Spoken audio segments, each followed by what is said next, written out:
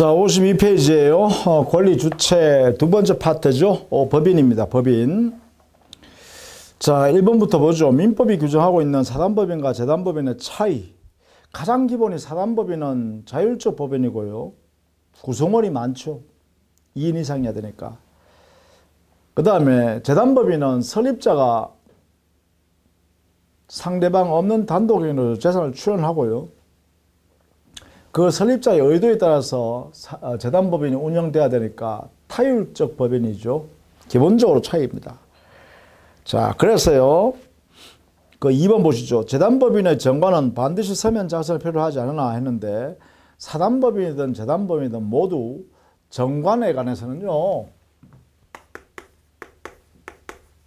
정관 작성에 관해서는 요식 행위이고요. 방식에 따라서 해야 돼요. 방식에 따라서. 필요적 기재사항을 기재하고 기명날인까지 해야 되잖아. 그죠? 그래서 요식 행위예요. 특히 사단법인의 경우에는 이거는 합동행위라 그러고요. 재단법인에서는요. 이거는 단독행위라고 해요. 이렇게 요식행위는 점에서는 같고요. 그래서 2번이 틀렸죠. 그 다음에 3번 지문곡에 보시면 양자는 모두 비영리법인이죠. 우리 법상 사단법인, 재단법인은 모두 이 법인은 비영리성만 인정해요. 따라서 공익성은 아닙니다. 공익성이 한다 이러면 안 되고요. 비영리성이다. 이게요. 즉 영리 목적이 아니면 돼요.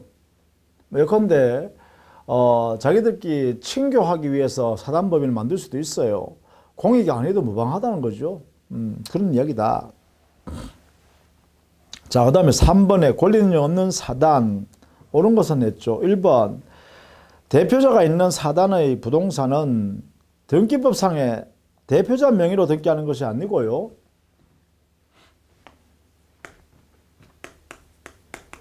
비법인 사단, 비법인 재단 이것은요. 등기 능력이 있어요. 등기 능력이 있기 때문에 비법인 사단 명의로, 비법인 재단 명의로 등기를 할 수 있습니다. 대표자 명의로 등기하는 게 아니에요. 2번 권리능력 없는 사단은 권리와 의무가 제체가 될 수 없으므로 당연히 소송 당사자 능력이 없다 했는데 여기에 소송 능력도 인정합니다. 그러니까 당사자, 소송 당사자의 능력을 인정해요. 법에서, 여기는 등기법에서, 여기는 민사소송법에서 각각 이렇게 허용하고 있습니다. 3번 이미 성립한 종중은 종중규약을 작성하면서 일부 종원의 자격을 임의로 제한하거나 확장할 수 있다 했는데 이게 종중이라는 성격이요. 즉 비법인 사단에서요. 대표적인 게 종중인데 이 종중은요. 선조를 공동으로 하는 그 자손들로 구성된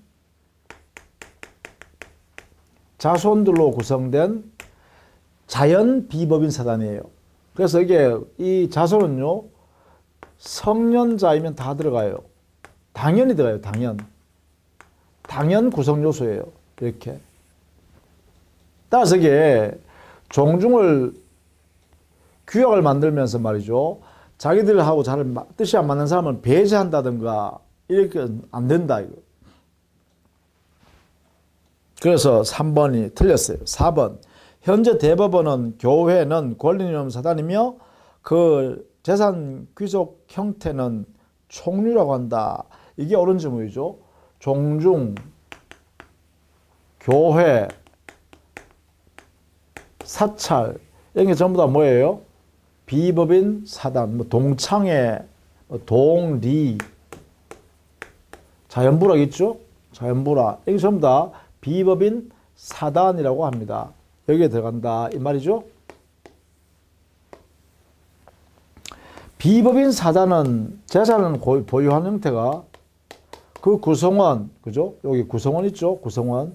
이 구성원 단체로서 그 재산권을 보유한다 해서 총류로 보유한다 이렇게 해요.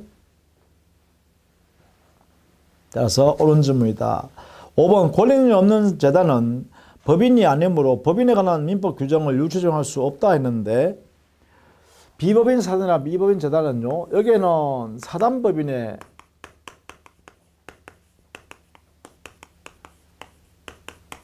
규정이 여기에는 재단법인의 규정이 전부 다 유추 적용할 수 있다. 이렇죠.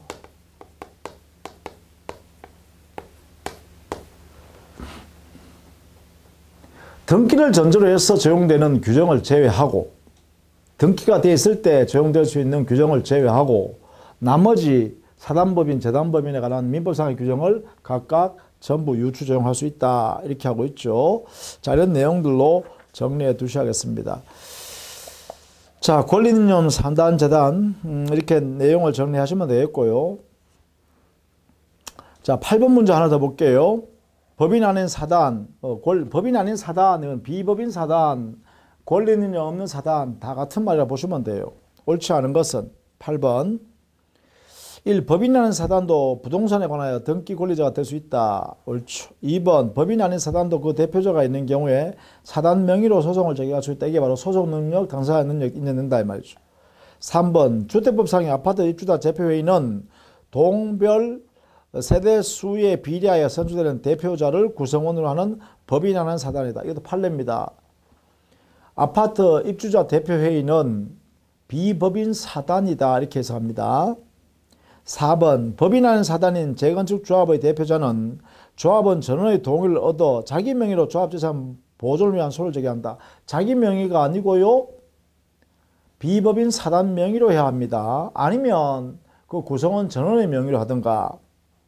그래서 4번이 틀렸네요. 5번 법인 아닌 사단인 아파트 분여회. 아파트 분여회도 비법인 사단으로 인정했습니다. 판례가.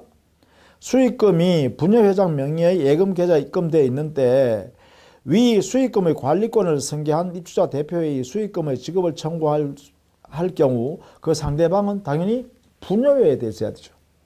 분여회한테 하는 거죠. 그렇죠. 자, 그 다음에 법인의 설립에 관한 내용 10번 문제 한번 볼까요?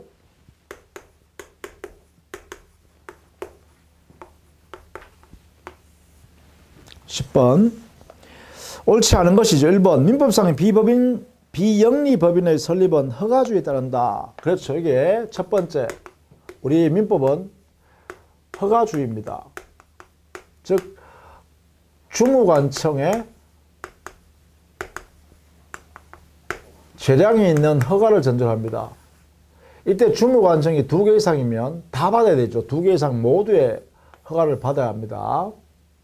이게 재량이 있는 허가입니다. 재량. 그 다음에 2번 상법상의 영리법인의 설립은 준칙주의입니다. 즉 주식회사는 준칙주의예요. 상법에 규정되어 있는 내용대로 그 법 규정에 따라서 설립등기, 주식회사 설립등기 하면 당연히 성립해버립니다. 주무관청에 허가받고 이런 것도 필요 없죠. 자, 3번 법인의 설립을 강제하는 강제주의의 예로 의사회, 약사회, 변호사회 이런 거 있죠. 다 강제주의입니다. 이거는 공익 목적이 강력하기 때문에 그렇습니다. 4번 농협협동조합은 법률의 제정을 필요로 하는 특허주의에 해당된다. 자, 농협협동조합은요. 특허주의가 아니라 인가주의입니다. 인가주의. 이거 알아두시면 좋겠죠. 5번 수산업협동조합, 변호사회, 약사회, 인가주의다. 그렇죠? 인가주의입니다. 특허주의는 아니다. 특허주의라는 건 뭔데? 그럼 특허주의는 알아둬야겠죠. 이것은요, 법인을 설립을 위해서 특별법 제정이 필요한 경우입니다. 법인 설립을 위해서 특별법 제정이 되어야 법인이 성립되는 것을 특허주의라고 합니다. 특허주의. 서울대학교 설치법, 서울대학교 법인. 그쵸? 그 다음에 한국은행. 한국은행도 특허주예요. 한국은행 설치에 관한 법률에 따라서 만들어지는 거죠. 뭐 등등등. 공사들이 대부분 다 여기 들어가요. 공사. 뭐 LH공사 뭐 이런 게 있죠. 또 수출입은행 이것도 특허주예요. 이렇게요. 그런 것들이 있다. 의미 알아두셔야겠죠.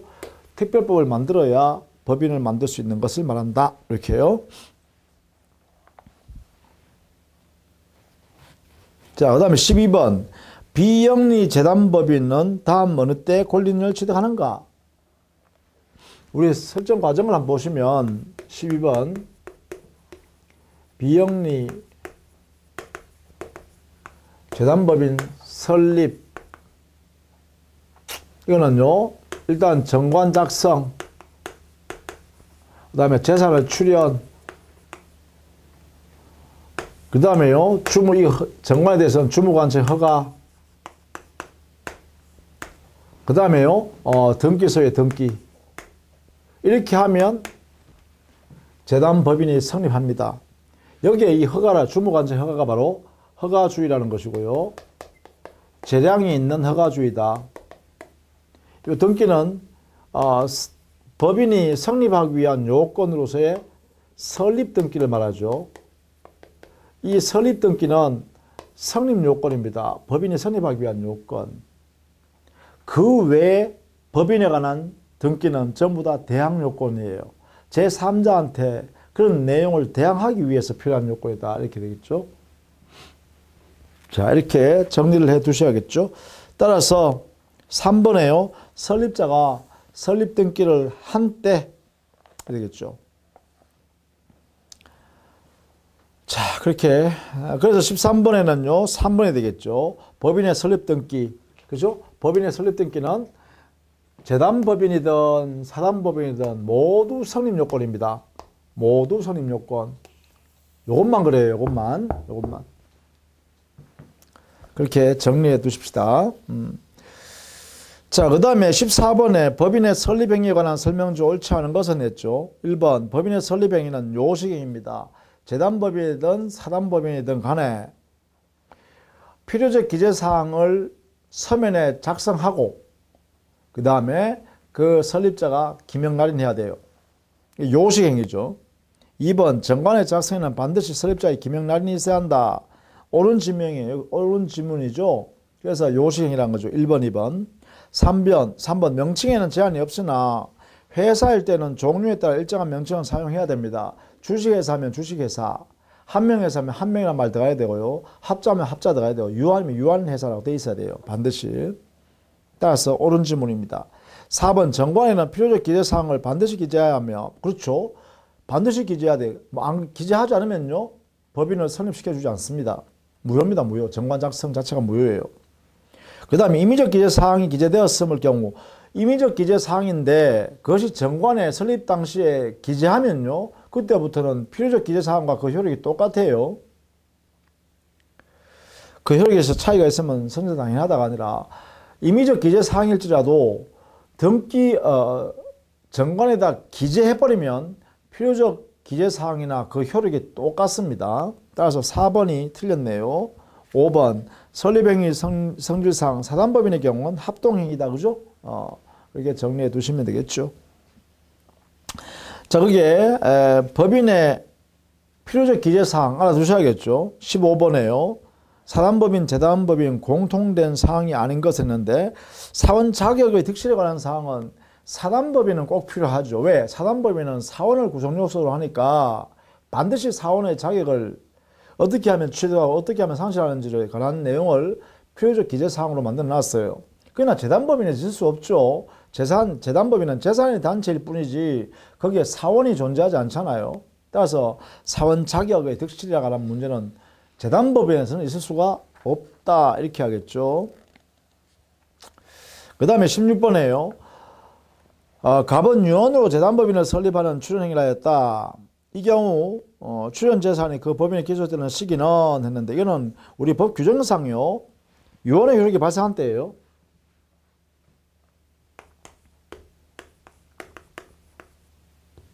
유언의 경우는 유언의 효력이 발생한 때예요. 그래서 유언의 효력이 발생한 때가 언제냐? 그러면 사망시죠. 설립자가 사망한 때 그 재산은 재단법인에게 이전된다 이런 얘기죠. 그 다음에 생전행위를 할 때는 어떻게 되나요? 생전행위로 재산을 출연할 때는 이때는요 법인이 성립한 때예요.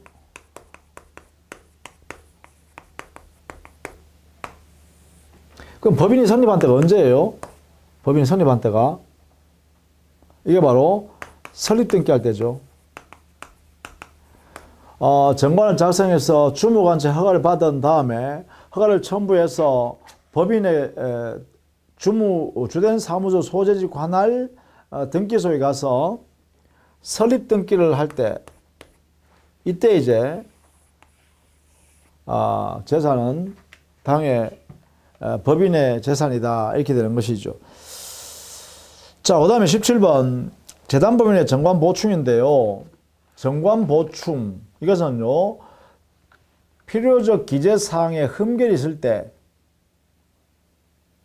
사단법인이든 재단법인이든 간에요 필요적 기재사항에 흠결이 있을 때 그걸 보충해 넣어야만 정관이 유효하게 되잖아요. 그래야 법인을 설립할 수 있어요. 자, 이때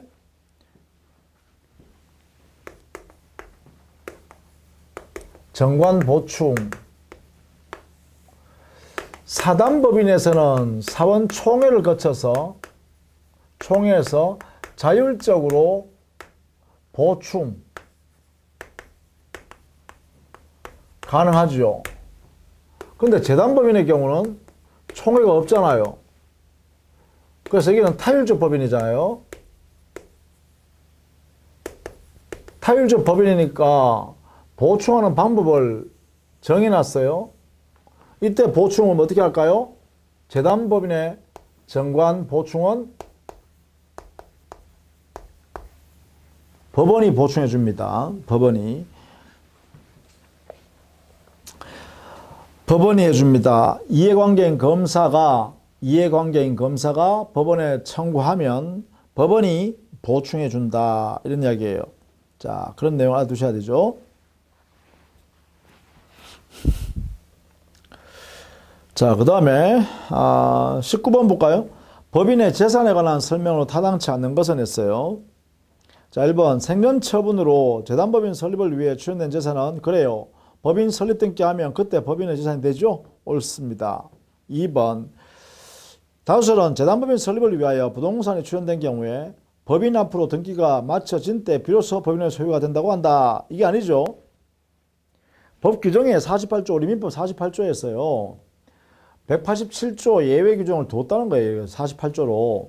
등기해야 그 재산권이 법인에게 기술되는 것이 아니라 생전처분일 때는 법인이 성립한 때 또 유언회에서 법인을 만들 때는 유언자가 사망한 때인 유언의 효력이 발생한 때 이렇게 했죠. 이 내용을 반드시 알아둬야 돼요. 요거 법인 설립하는 설립자가 재단법인 설립하는 설립자가 자기 재산을 출연하잖아요. 자기 재산 내놓는단 말이에요. 그래서 재단법인을 만든단 말이에요. 그러면 이 재단법인에게는 재산이 반드시 있어야 되잖아요. 언제 재산이 이 출연자인 설립자의 재산이 재단법인에 갈까? 이거예요. 이거. 이것은 언제예요? 이렇게 시기를 정해놨다는 거예요. 법에요. 48조에 해놨다는 거예요. 48조 민법 48조에 이렇게요. 유언으로 만약에 법인을 만들 때 재단법인 만들 때는 유언의 효력이 발생한 때, 즉 그것은 사망한 때입니다. 그 설립자가 사망한 때. 또 생연처분이란 말은 유언으로 하는 게 아니라 자가 살아상전에 재산 내놓고 막 재단법인을 만들 때 있을 거 아닙니까? 살아있을 때. 그럴 때는 당에 재단법인 설립등기할 때 재산은 이미 그거가 있다고 보는 거죠. 그래서 설립등기할 때 이렇게 하는 거예요. 자, 이렇게 요 내용은 꼭 알아두셔야 됩니다. 대단히 중요한 거예요. 그죠? 자, 그래서 2번이 틀렸네요. 3번 판례는 재단법인 출연된 재산, 부동산은 당사자 간에, 즉 출연자와 재단법인 사이에서는 이전 등기 없이 소유권은 법인에게 넘어갑니다. 그런데 이 재단법인이 취득한 재산은 아직 등기 안 돼 있는 상태잖아요. 제3자한테 대항하기 위해서는 소유권 등기를 해야 됩니다. 그래서 제3자가 먼저 소유권을 가져가 등기를 해버리면 재단법인은 소유권을 취득할 수 없다, 이렇게 되겠죠. 그래서 3번에 옳은 질문이다. 4번 청산 중에 법인은 변직에 이르지 아니한 채권도 변제할 수 있어요. 이거는 법원을 통해서 감정평가사한테 평가받은 다음에 하죠. 변제합니다. 채권 신고 기간 중에는 변직에 이른 채권이라도 변제하지 못합니다. 이때는 그러면 연체되겠죠. 이행지체가 되는 거 아닙니까? 변직이 지난데도 변제 못하니까 거기에 대한 이자 상당, 즉 지연 배상을 해야 됩니다. 자, 그래서 4번 옳은 질문입니다. 5번 해산한 법인의 재산의 귀속권자가 없을 때는 최종적으로는 국가가 가져갑니다. 마지막으로는요, 즉 사단법인 또는 재단법인의 그 재산, 남은 재산을 누군가에게 가져갈 사람이 아무도 정해져 있지 않다. 마지막으로는 뭐예요? 국가가 가져갑니다. 국고에 귀속한다, 이렇게 돼 있어요. 자, 그렇게 정리해 두시면 되겠죠. 자, 그 다음에 20번은 여러분이 한번 살펴보시죠. 20번에. 거기에 20번에 1번 옳은 거 찾는데요. 이사가 여러 사람일 때, 수인이라는 것은 여러 사람이죠. 여러 사람인 경우에 정관에 다른 규정이 없으면 사무집행은 각 이사가 단독으로 처리하는 게 아니라 다수결로 정합니다. 즉 과반수로 정합니다. 과반수. 이사의 과반수로 정합니다. 2번 사원은 서면이나 대리인으로 의결권을 행사할 수 있죠. 결의권을 행사할 수 있어요. 대리인 보내도 되고 서면으로 할 수도 있어요. 3번 이사는 자연인은 물론 법인도 될 수 있다. 이사는요 자연인이 하나입니다. 왜냐하면 의사결정해야 되기 때문에 그래요. 따라서 이사는 자연인에 한한다, 이렇게 해야 되겠죠. 3번 이사에 의하여 선임된 대리인은, 이거는 임의 대리인이죠. 임의 대리인은 법인의 피용자입니다. 법인의 대리인이에요. 법인을 위해서 일하는 사람이에요. 왜? 이사가 법인의 일을 처리하려고 자기가 해보니까 이거는 전문가인 뭐 변호사가 필요하다면 변호사한테 요 일을, 특별한 특정된 일을 위임하는 거죠. 그럼 임의 대리인 지위가 되겠죠. 그 변호사는. 그죠? 이때 그 변호사는 이사 개인의 대리인이 되는 것이 아니라 누구의? 법인의 대리인이 되는 거죠. 임의 대리인입니다. 그래서 조심해야 됩니다. 법인의 기관이 되는 게 아니에요. 법인의 기관은 이사, 감사, 사원총회 이런 것들이에요. 그죠? 자, 그 다음에 5번 재단법인의 설립자가 정관의 필요적 기재사항을 모두 기재하지 아니하고 사망한 때에는 재단법인은 성립할 수 없다가 아니라, 그래요, 중요사항, 예컨대 재산 내놓은 출연행위 다 했고요, 재산을 정해놨고 뭐 다른 거 다, 중요한 건 다 정했는데 목적도 정했고요, 명칭이나 사무소 소재지 같은 뭐 이사 선임에 관한 것, 이런 것들을 사소한 것을 정하지 않고 사망하셨다라고 할 때는, 이때는요 이해관계인 검사가 법원에 청구하면 법원이 보충해 준다 했죠. 여기에 요 부분요 17번 문제 했는 거 아니에요. 재단법인에 있어서 정관 보충은 어떻게 해요? 법원이 해요. 법원이. 이때 법원 할 때는 반드시 이해관계인 검사가 청구해야 되죠. 청구하면 법원이 한다, 이렇게 되겠죠. 자, 그 다음에 법인의 능력을 좀 볼까요? 법인의 능력. 법인의 능력도 권리능력, 의사능력, 행위능력 다 문제되겠죠. 기본적으로 법인의 능력 했으니까 법인의 능력에는 권리능력, 의사능력, 법인의 행위능력, 이런 것들이 다 문제되겠죠. 당연히요. 자, 그런데 이게 특징이 뭐냐? 법인의 능력에 있어서는요, 특징이 바로 권리능력이 정해져 버리면 이 권리능력 범위 내에서 의사능력, 행위능력이 인정됩니다. 이 범위 안에서. 법인의 권리능력이 정해지면 그 범위 안에서 의사능력도 행위능력도 그 내용과 일치돼요. 그럼 구체적으로 의사능력, 의사결정을 누가 하느냐? 구체적으로 행위능력, 행위를 누가 결정하느냐? 이것은 바로 대표자가입니다. 대표자. 법인의 대표자가 의사를 결정하고 또 행위를 하게 됩니다. 이게요. 구체적으로는 대표자가. 그러니까 이사가 하는 거죠. 이사가. 이사가 의사결정하면 그것이 곧 법인의 의사결정이에요. 또 이사가 그 행위를 하게 되면 그 행위는 법인이 한 행위라는 거죠. 이렇게. 그래서 구체적으로는 그 대표자가 의사를 결정하고 행위를 한다. 이렇게 하면 되죠. 그러면 이 권리능력 어떻게 정하느냐? 이것은요, 세 가지 제한 하에서 정해집니다. 법률이 정하는 범위 안에서 해야 되니까 법률의 정한 범위 내에서 정해야 되고요. 두 번째는 정관에 정해져 있는 목적 있죠? 목적 범위 내에서만 있는 되고요. 세 번째는 권리의 성질에 의해서 정해집니다. 그래서 법률에 의한 제한, 목적에 의한 제한, 성질에 의한 제한에 의해서 권리 능력이 제한되고 그 내용이 정해지면 그 범위 안에서 의사 능력도 그 다음에 행위 능력도 그 범위 안에서만 된다 이 말이죠. 이렇게 같다는 거죠. 이렇게 의미가. 그리고 의사 결정은 구체적으로는 대표자가, 행위도 구체적으로는 대표자가 직접 한다. 이래 되겠죠. 다만 여기에 정관에 있는 목적을 어떻게 해석할 거냐라는 것인데, 이것은 우리 판례는 그 목적을 달성하는 데 필요한 직접적, 간접적 범위 내에서 다 할 수 있다 이랬죠. 그러나 학설은요, 그 목적에 위반되지 않는 모든 행위를 할 수 있다 이렇게 해서 넓게 해석하죠. 그래서 판례는 좀 좁게 해석하고 학설은 좀 넓게 해석하죠. 이 목적이라는 것을. 그죠? 이렇게 해석한다. 그래서 법인의 능력, 이렇게 정리를 해 두셔야 됩니다. 이걸 가지고 문제를 풀어야 된다는 거예요. 자, 보겠습니다.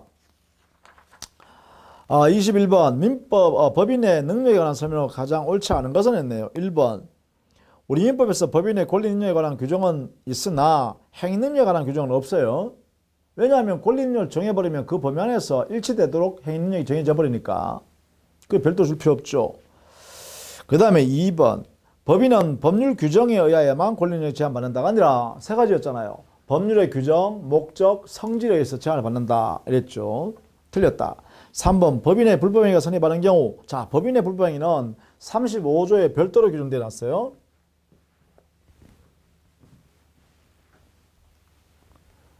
법인의 불법행위는 35조에 별도로 규정이 있어요.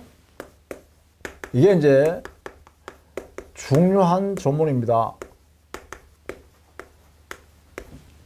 법인의 불법행위. 법인 스스로가 불법행위를 저지를 수 있는가? 그것을 우리 민법이 35조의 명문으로 규정을 해놨어요.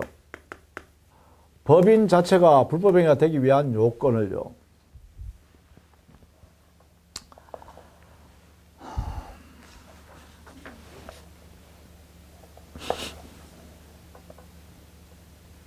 자, 21번에 3번 보세요. 법인의 불법행위 성립하는 경우 법인의 책임과 기관 개인의 책임은 부진전인대 채무다. 우리가 이걸 통설이고 판례라 그러죠. 옳은 지문입니다. 3번 알아두셔야 됩니다. 3번 4번 청산법인이나 청산인이 청산법인은 목적법인 외의 행위를 할 때는 그 행위는 무효죠. 목적법인이 바뀌면 그 청산법인의 행위가 아니잖아요. 아니란 말은 청산법인 책임을 안 진다는 거죠. 따라서 청산법인에 대해서는 효력이 없다. 이게 바로 무효죠. 5번 법인 실제설에 의하면 법인의 능력을 보다 넓게 인정할 수 있다. 그래요. 법인 의제설은 법을 만들어서 사람으로 의인화, 자연인으로 의인화 시켜가지고 사람을 인정해요. 그런데 법인 실제설이라는 것은 법인 자체를 자연인으로 바꿀 필요 없이 그냥 그 법인 자체가 실제로 존재하기 때문에 그대로 자연인과 똑같이 행위를 하고 있다라고 보는 거죠. 그런 의미입니다. 자, 그 다음에 법인의 불법행위 23번 문제 한번 볼까요? 보시죠. 법인의 불법행위에 관한 다음 가장 옳지 않은 것은 했어요. 1번 법인의 불법행위가 성립한 경우에는 가행을 한 대표기관 개인의 책임을 지지 않는다가 아니라 1번 틀렸죠. 자, 왜냐하면 이 요건을 꼭 알아두셔야 되는 거예요. 요게 자, 법인의 불법행위에 보시면 우리 민법 35조의 명문으로 1항에 딱 규정되어 있는데요. 첫 번째 법인의 대표자가 해야 됩니다. 대표자, 대표기관요. 이사, 임시이사, 특별대리인,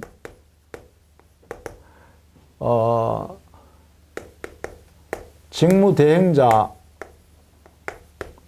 청산인, 이런 사람들이 지금 법인의 대표자죠. 이 대표자는요, 이사 중에서 대표권이 있는 이사여야 돼요. 대표권 있는 이사. 자, 그 다음 두 번째, 이 대표자가 직무에 관하여 했죠. 직무에 관하여 불법행위 저지해야 돼. 직무 관련성이 있어야 돼요.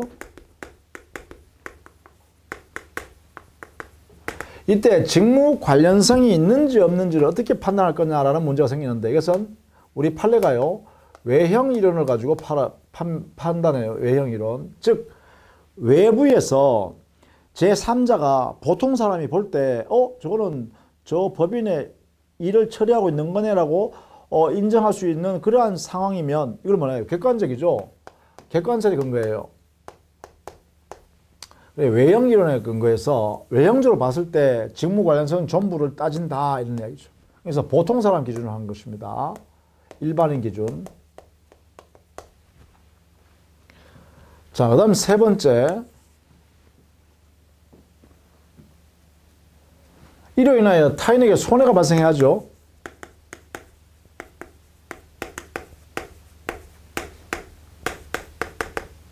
그 다음 네 번째요. 타인에게 손해 발생했는데 그 대표자 개인요. 개인도 나중에 불법행위 책임을 지게 돼 있거든요. 우리 법에 보면. 그래서 이 대표자 개인도 우리 민법에 일반 불법행위 요건을 갖추어야 돼요. 왜? 그래야 이 사람도 책임을 지죠. 그렇죠? 대표자 개인도 책임을 져야 되기 때문에 이 사람은 일반 불법행위 책임을 져야 돼요. 요건을 갖춰야 돼요. 이게 민법에는 750조에 규정이 있어요. 가해자 고의과실로 가해자의 고의 또는 과실로 위법한 행위를 해서 타인에게 손해가 생겼다. 이들 사이에 인과관계 있는 거예요. 인과관계. 그래 되면 일반 불법행위 성립 요건을 갖췄다라고 해석해요. 이런 요건을 갖춰야 돼요. 자, 이 네 가지가 바로 법인의 불법행위고요. 이래 되면 법인의 불법행위가 성립한다는 거예요. 1번. 그러면 상대방은요. 피해를 본 상대방 있죠. 상대방. 자기의 손해를 이렇게 정할 수 있다는 거예요. 이 상대방은 법인한테 손해배상해라. 너 35조에 의해서 35조 1항에 의해서 너의 불법행위 자체를 책임 묻겠다. 그 다음에 이 상대방은요. 대표자 개인한테도 이 사람한테도 야 너도 손해배상해라 이렇게 물을 수 있다는 거야. 자, 이때 여기는 35조 1항에 근거해서 그런 거고요. 여기는 750조에 근거해서 청구하는 거예요. 그러니까 각각 그 손해배상 책임의 내용이 법 조문을 근거를 달리해요. 각각 손해배상 치라는 거예요. 그래서 자기가 만약에 손해가 뭐 예컨대 2천만 원 손해 생겼다라고 하면 법인한테 2천만 원 받아내든 여기에 있는 대표자 개인한테 2천만 원 받아내든 좌우지간 2천만 원을 다 받아내면 된다는 거예요. 그리고 이 사람 법인 자체가 2천만 원 손해배상 책임을 지고 있고 여기 대표자 개인도 2천만 원 책임을 지고 있어요. 그렇다고 해서 이 상대방이 4천만 원 받아낸다는 건 아니에요. 결국은 자기의 손해인 2천만 원만 받아내면 된다는 것이죠. 이렇게요. 자, 그래서 이 두 사람 사이 법인과 대표자 개인 사이에 이 책임은 무슨 관계냐? 이걸 우리는 부진정 연대 채무라고 한다는 거죠. 이 책임과 이 책임 관계를 부진정 연대 책임이라고 한다. 이 말에 이게 이 부분을요. 이렇게 정리합니다. 만약에요. 법인이 이렇게 35조 1항에 근거해서 손해배상 책임을 2천만 원 다 했다라고 하면 이때는 이제 우리 법상 법인은 직접 대표자한테 책임을 물을 수 없는 게 원칙이에요. 왜? 부진정이니까 주관적 공동관계가 없거든요. 아무것도. 그러니까 자기 책임이고 자기 책임이에요. 이거는 법인 자기의 책임이에요. 법인 자기의 책임. 이거는요, 대표기관, 대표자 개인의 자기 책임이에요. 그러니까 별개의 책임이기 때문에 별도로 원칙으로 법인이 손해배상 2천만 원 해줬다고 해서 야, 너 손해배상 내가 해줬으니까 내한테 돈 내놔 이렇게 할 수 없어야 되는 게 원칙인데 이것을 인정합니다. 근거가 왜 그러냐면 대표자는 이사 말입니다. 이사는 법인의 사무를 위임받아서 일을 처리한 사람이란 말이죠. 그러니까 이거는 수임인과 같아요. 위임계약에서 수임인의 책임이 따른다 이 말이에요. 책임. 이게 뭐냐? 바로 성관주의 의무예요. 성관주의 의무를 위반했다. 이거 위반이다. 이렇게 보는 거죠. 위반이다. 그래서 수임인에 대한 책임으로서 내가 손해배상했으니 대표자 개인인은 법인 나한테 손해배상해. 이렇게 할 수 있다는 거죠. 그 근거는 이겁니다. 수임인, 위임과 수임인과 관계에서의 수임인의 책임으로서의 성관주의 의무를 위반했다. 요게 근거예요. 요게 근거해서 이 권리를 인정하는 거예요. 이렇게. 자, 그렇게 정리해 두시면 되겠어요. 자, 그러면 23번 문제를 보시면 이제 해결되죠. 그래서 1번 틀렸고요. 이게 정답이죠. 2번 법인 실제설에 하면 법인은 당연히 불법행위 능력을 가진다고 하고 3번 법인의 불법행위가 성립하려면 대표관 행위가 불법행위 일반적 요건을 갖춰야 되죠. 이거죠. 그 다음 네 번째 법인의 불법행위가 성립하지 않는 경우에도 자 이것은 여기에 35조 2항에서요. 법인이 불법행위 책임을 지지 않는 경우에도 여기에요. 그 사안을 의결에 찬성한 사원, 의결에 찬성한 사원, 그리고 그 의결한 사안을 집행한 이사, 기타, 대표자, 사원 있겠죠? 이 사람들이 뭐예요? 연대 책임을 지도록 해요. 연대 책임. 손해를 끼쳤다면 그 손해에 대해서는 연대 책임을 져라 이렇게 하고 있어요. 여기에 찬성한 사람, 집행한 사람들 전체가 연대 책임을 손해배상 책임을 져라 이렇게 하고 있어요. 이렇게 함으로써 상대방 이 사람을 손해를 보호하려고 그러는 거죠. 상대방 보호. 그것이 바로 4번입니다. 그 사항의 의결에 찬성하거나 그 의결을 집행한 사원, 이사, 기타 대표자는 연대하여 배상할 책임이 있다. 5번 직무행위에 해당하는지 여부는 행위의 외형을 기준으로 판단한다. 그게 외형이론이라고 그래요. 우리 판례가 외형이론. 객관설이죠. 자, 그렇게 정리해 두시면 되겠고요. 그 다음에 25번 보시죠. 25번 법인의 이사로부터 특정 채권 관리를 위탁받은 자. 이거는 뭐예요? 이거는 특별한 일을 처리를 위탁받은 사람이니까 수임인이죠. 법인의 피용자가 되는 거예요. 이 사람은. 자, 불법행위 옳은 것은 있는데 1번 대표기관의 행위이므로 대표기관의 행위 아니죠. 위탁받은 자니까 대표자의 행위가 아니에요. 대표자 행위가 아니니까 이게 35조 1항이 적용하면 안 되죠. 안 된다. 그 다음에 2번 이사가 선임 감독에 관하여 책임을 진다. 이사가 선임 감독에 관하여 책임을 진다가 아니라 여기에는요. 법인의 이사가 일을 처리하기 위해서 위탁하면 그 수탁자가 잘못하면 뭐예요? 법인의 책임이죠. 사용자 책임요. 그 사용자 책임은 법인이 사용자로 책임지는 거예요. 이거는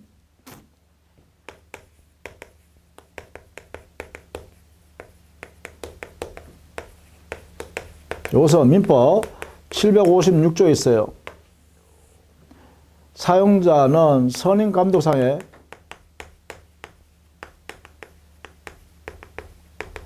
과실 책임을 져야 합니다. 선임 감독상에 책임을 져야 돼요. 그 다음 3번 법인의 목적 외 행위이므로 법인은 책임을 지지 않는다가 아니라 법인은 사용자로서의 책임을 져야 합니다. 법인 자체는 사용자 지위에 있기 때문에 사용자로서의 책임은 져야 합니다. 4번 피해자의 선택에 따라 법인 또는 수탁자가 책임을 지며 양자 관계는 부진정 연대 채무다. 이게 옳은 질문이에요.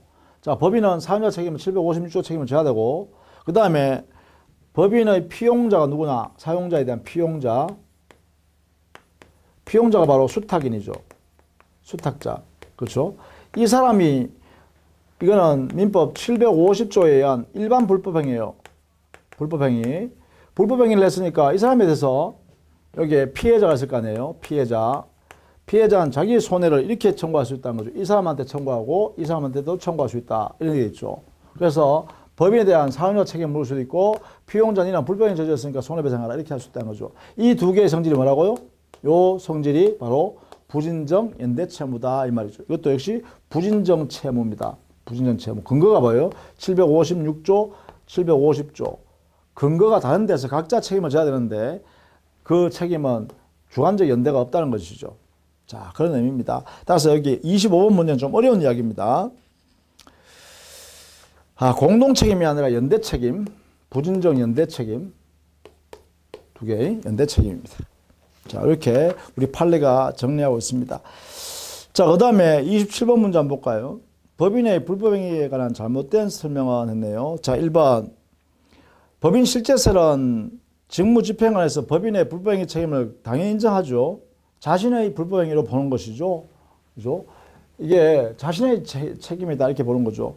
그 다음 2번. 법인은 이사, 임시이사, 특별대리인, 임의대리인은 제외해야죠. 그렇죠? 보세요. 여기에 이사, 임시이사, 특별대리인, 직무대행자, 청산인은 들어가요. 그런데 임의대리인은 여기에 들어갈 수가 없습니다. 이 사람은 대표자가 아니기 때문에요. 그래서 2번이 틀렸죠. 3번. 법인의 불법행위가 성립에 바르면 대표관 행위가 불법행위 일반적 요건을 갖춰야 된다. 이거죠. 4번. 법인의 불법행위가 성립하지 않는 경우에는 그 사항에 얼결 찬성한 자. 이거죠. 찬성, 집행한 자는 연대 책임을 진다. 5번. 직무집행에 해당하는지 여부는 외형 이론이다. 요 있는 내용들을 절대로 잊으시면 안 됩니다. 전부 다. 다 중요한 말이에요. 여기 있는 건 어느 것을 하나도 놓치면 안 된다 이 말이죠. 그만큼 중요하다는 거예요. 그렇게 정리해 두시기를 부탁드립니다. 그 다음에 마지막으로요. 29번 문제 한번 보실까요? 법인의 기관이 불법행위를 한 때 법인이 피해자에게 배상한 경우에 기관에 대한 구상권 행사하는 근거는 뭐냐? 이거 아니에요. 이거. 성관주의 의무. 그죠? 이사 대표자가 법인이 손해배상했을 때 법인은 그 대표자한테 수임인의 지위에 있으니까 너는 성관주의 의무 다 해야 되는데 최선을 다하지 못했다. 제대로 관리 못했다. 그러니까 손해배상해라. 이렇게 되는 것이죠. 따라서 여기에 2번에요. 알아두셔야 됩니다. 선관주의 의무, 선량한 관리자의 주요 의무가 있기 때문에 이것을 위반했다. 그래서 손해배상하라. 이렇게 하는 것입니다. 자, 다음 시간에는요. 30번부터 문제를 정리하도록 할게요. 자, 고생 많으셨습니다. 마칠게요.